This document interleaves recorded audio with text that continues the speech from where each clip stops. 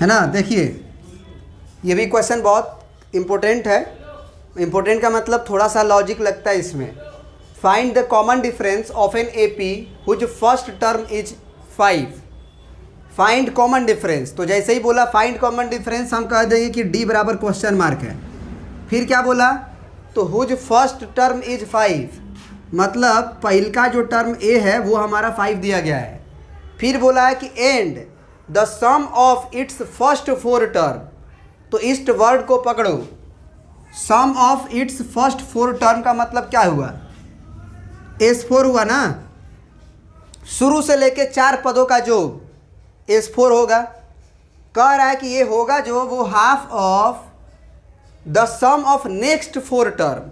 तो ये खास है, ये खास है, नेक्स्ट 4 टर्म बोला है, माने 4 टर्म के बाद जो 4 टर्म हुए वो, समझे बात को।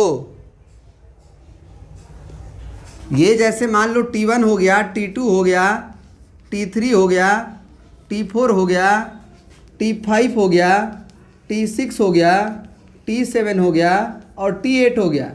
कोई एपी है उसमें पहला टर्म भी होगा, दूसरा भी होगा, तीसरा भी, चौथा होगा, पांचवा, छठवां, सातवां, ऐसे करके।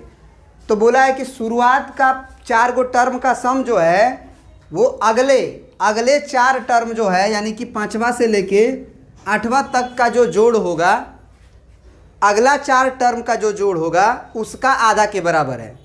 तो क्या हम लोग इसको S5 लिख सकते हैं, माने ऐसे मतलब जो बोला है क्या नेक्स्ट 4 टर्म, क्या इसको S4 लिख सकते हैं ऐसे, यहाँ पे नहीं लिख सकते हैं। इस S4 का मतलब बताए थे आपको बार बार, जब हम लोग एपी पढ़ रहे थे तो आपको बार बार बता रहे थे कि S4 का मतलब होता है शुरुआत से 4 गो टर्म का सम का जोड़ होता है। ये नोटेशन ही है S4 का मतलब। तो ये तो नहीं होगा पक्का, क्योंकि वो नेक्स्ट 4 टर्म के जोड़ के बराबर है, इसको जोड़ने के बराबर है। बोलिए, बात समझ में आ रही है। तो हम लोग क्या करेंगे कि अपना थोड़ा सा विस्कोपड़ा को लगाएंगे। और विस्कोपड़ा क्या है यहाँ पे कि अगर इसके जोड़ को पूछ रहा है तो हम शुरू से पहले 8 टर्म तक को जोड़ लेंगे, क्योंकि उसका नोटेशन हम S8 लिख सकते हैं ना S8, शुरुआत से लेके 8 तक के जोड़ को। बोलो। और उसमें हम घटा लेते हैं S4, माने शुरू से लेके 8 पदों को पहले जोड़ देते हैं और उसके बाद शुरू से लेके 4 पदों तक उसको घटा देते हैं, जोड़ के आ जाएगा। क्योंकि S8 लिख देने का मतलब हो गया, S8 लिखने का मतलब हो गया शुरू से लेके 8 टर्म तक का जोड़ लिखा गया है। और S4 का मतलब हो जाता है शुरू से लेके 4 पदों तक का जोड़ लिखा हुआ है। तो अगर शुरू से लेके 8 पदों तक के जोड़ में अगर शुरू से लेके 4 पदों के जोड़ को हम घटा दें तो अंतिम 4 पदों का जोड़ बचेगा। क्या ये बात समझ में आया कि नहीं। और उसके आधा के बराबर कौन था, शुरू वाला 4 टर्म का जोड़, तो ये आधा लिख दिए।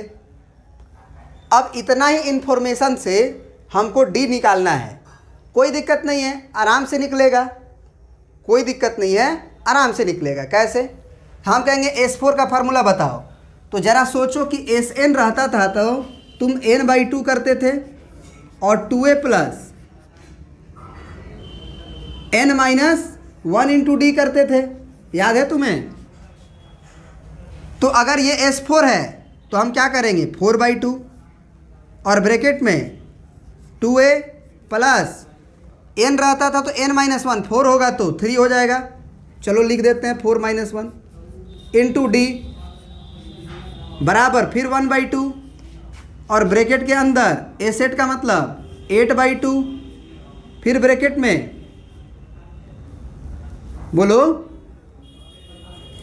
2a प्लस 8-1 इंटू डी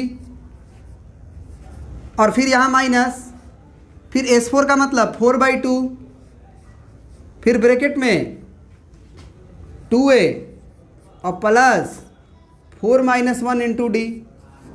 क्या यहाँ तक का बात समझ में आया कि नहीं आया।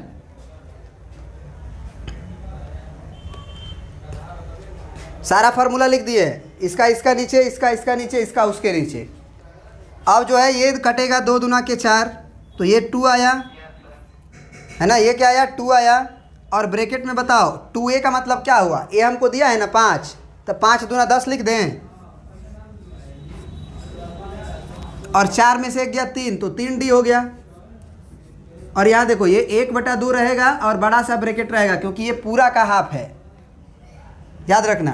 अब 8/2 का मतलब हो गया 4, और फिर 2a का मतलब क्या हुआ, a का वैल्यू 5 है, तो 5 दूना के 10, फिर प्लस 8 में से 1 गया 7d, फिर माइनस 4/2 मतलब 2 कट के, फिर ये 5 दूना के 10, फिर प्लस 3d। क्या यहाँ तक बात समझ में आई? बोलो मेरे भाई, यहाँ तक बात समझ में आई?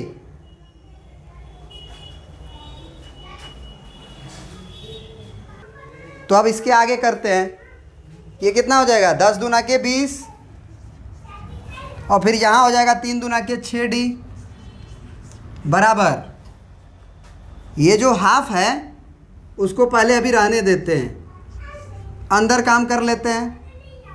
अंदर क्या होगा, 4 दहा में 40, फिर 4 सते 28, और फिर माइनस 10 दूना के 20, फिर माइनस प्लस माइनस, और 3 दूना के 6d। तो यहाँ से क्या हो जाएगा 20 + 6d = 1/2, और यहाँ से कितना आएगा 40 में से 20 घटेगा तो 20, और 28d में से 6d घटेगा तो 22d। कोई दिक्कत? अब ये जो 2 है उसको दोनों को काटेगा कि नहीं काटेगा, या ऊपर से 2 कॉमन ले लो, तो 2 दहा में 20 और 2 11 है d, और नीचे जो 2 है उस 2 से कट जाएगा, तो ये 20 + 6d का वैल्यू है। अब d को एक तरफ कर लो, है ना, तो एक काम करो, जो 10 है उसको बराबर के इधर भेज दो, तो 20 के तरफ हम 10 भेज रहे हैं, तो ये माइनस हो जाएगा, और बराबर के इधर 11d है, d के तरफ हम इस 6d को भेज रहे हैं, तो -6d, तो ये कितना होगा 6 × 5 = 11, और यहाँ 10, तो इसका मतलब कितना हो जाएगा 10/5 बराबर d, तो 5 दूना के 10, यानी कि d का वैल्यू 2 के बराबर। कॉमन डिफरेंस ही ना पूछा था हमसे, समझ में आ गया? चलिए तो आज इतना ही रहने देते हैं। Yes sir, thank you sir. Thank you.